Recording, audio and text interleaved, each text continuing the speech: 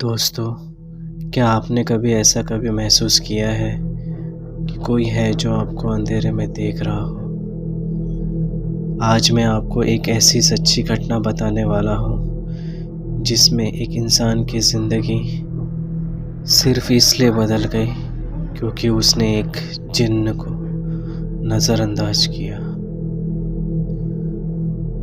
मेरा नाम अमय है। मैं मध्य प्रदेश के एक छोटे से गांव में रहता था। मेरे गांव में के ठीक बाहर एक बड़ा सा कुआं हुआ करता था। मेरा जो खेत था वो मेरे गांव के बाहर भी था, तो मैं अक्सर वहाँ रात को जाया करता था। कभी कभी मुझे रात भी हो जाया करती थी। एक वक्त था, वो दिन मैं कभी नहीं भूल सकता।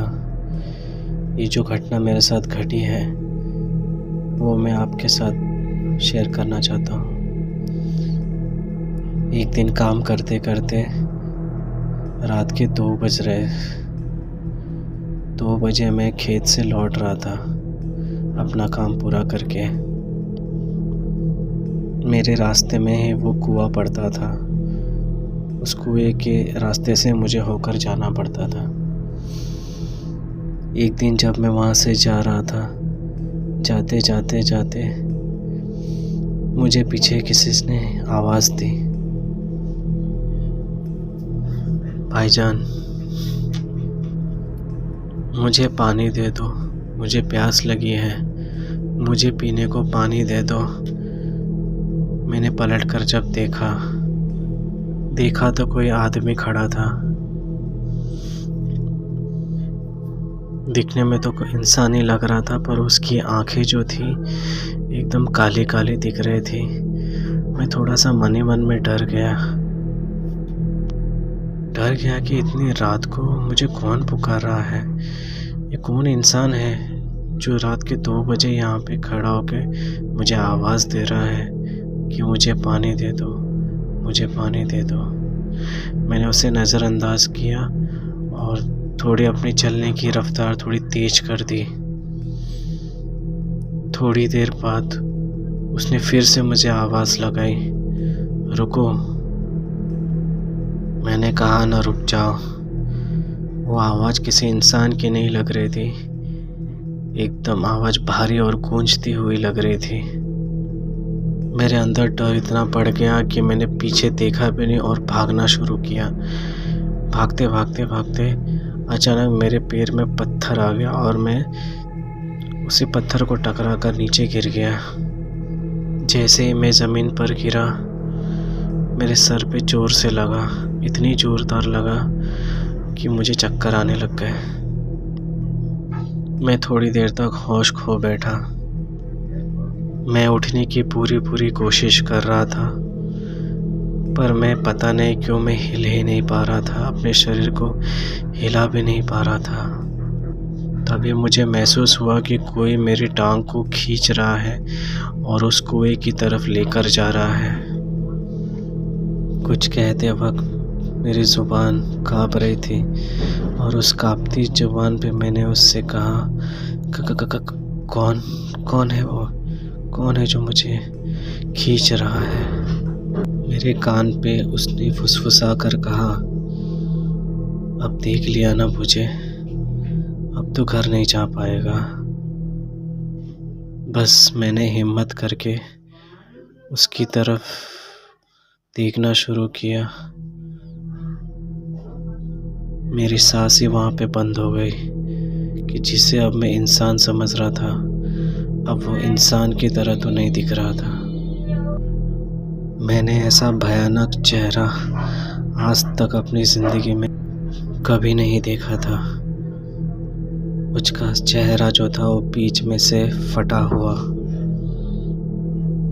उसके वो बड़े बड़े कान मुंह तक आ रहे थे, दांत नहीं थे, एकदम नुकीले नाखूनों जैसे दांत थे उसके, और आंखें तो उसकी ऐसी थी जैसे जलता हुआ कोयला, और उसके पैर तो जैसे ज़मीन पर थे ही नहीं। बल्कि उल्टे लटके हुए थे। ऐसा मंजर देखकर, जो मैंने आज तक नहीं देखा था, मैं उसे देखकर इतने जोर से चिल्ला उठा,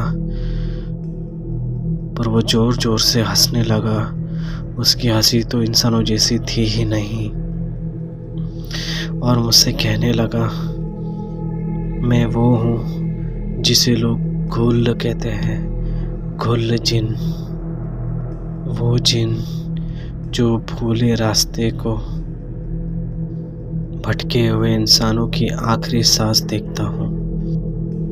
मैंने देखा उसकी परछाई जो थी वो चारों तरफ फैलती जा रहे थे। उसने अपना भारी भरकम हाथ मेरे सीने पे रखा। उसके हाथ जैसे बर्फ जैसे ठंडे थे। मेरी सांसें रुकने लगी। मैं समझ गया कि आज मैं नहीं बचने वाला, आज मेरा आखिरी दिन है। तभी अचानक दूर से अजान बजना शुरू हुआ। मस्जिद से आ रही थी। उस अजान की आवाज़ सुनते ही वो ज़ोर से चीखने लगा और अचानक हवा में धूल की तरह उड़ गया। ऐसा भयानक मंजर देखने के बाद मैं बेहोश हो गया। उसके बाद मुझे कुछ पता नहीं। जो भी पता है वो गांव वालों ने मुझे बताया कि मैं बेहोश हो चुका था और सुबह तक वहीं पर पड़ा हुआ था। मेरे सीने पे आज भी वो 3 नाखूनों के निशान आज भी मौजूद है। वो डरावना मंजर, शरीर पर वो नाखूनों के निशान आज भी मुझे उस मंजर को भूलने नहीं देता। मैं भगवान का शुक्रगुजार करता हूँ कि अगर उस दिन वो अज़ान नहीं बजी होती तो आज मैं कब्र पर लेटा होता। मैंने उस गांव वालों से सुना कि वो जो जिन्न था वो एक घुल जिन्न था, जो इफ्तरिक और मरीक जितने ताकतवर तो नहीं होते, पर धोखा देने में माहिर होते हैं और वो अकेले हमला करते हैं। वो किसी का भी रूप बदल सकते हैं। लोक कथाओं में भी उनको लेकर एक चेतावनी है। रात के समय अगर कोई तुम्हें आवाज़ दे तो चुपचाप नीचे आंखें करके बिना पीछे मुड़े चुपचाप वहाँ से निकल जाओ। अगर गलती से तुमने उसकी तरफ देख लिया तो समझ लेना वो रात तुम्हारी आखिरी रात होगी। ये कहानी थी घुल जिन की। मैं और भी जिनों की कहानी जैसे मरीक, इफ्तरिक, उनकी कहानी पर लेकर आऊँगा, पर आप मेरे चैनल को प्लीज़ सब्सक्राइब कर दीजिए। अगर आपको ये कहानी थोड़ी सी भी अच्छी लगी है तो प्लीज़ इसे सब्सक्राइब कर दीजिए। अगर पसंद आई है तो लाइक कर दीजिए और लोगों तक शेयर भी कीजिए ताकि लोगों को पता चले और लोग सतर्क रहें।